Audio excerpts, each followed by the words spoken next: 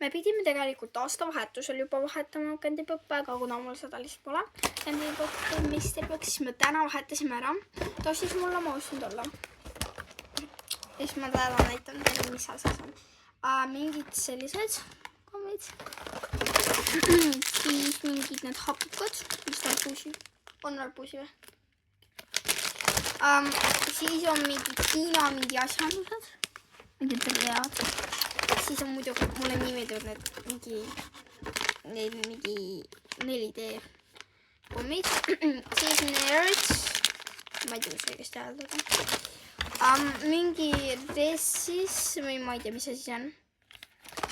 Ja väga hea Mike and Lake. Mingi asi on like vist.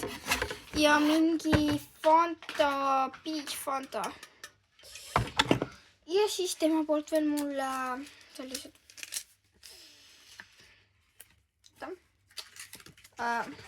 tätoveeringud, mis helendavad. Selle 15 euro eest. Ja mul on väga hea meel.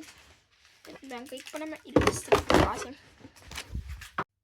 Ostasime siis Fantas, siis on need. Mingid sellised äkki. Oi. Välja.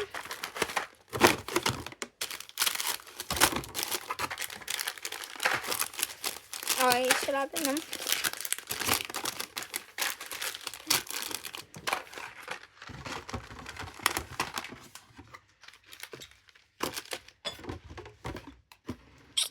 My Candy Pop Mystery Box.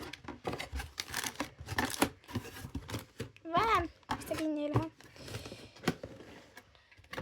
Okei. Selline on Candy Pop Mystery Box.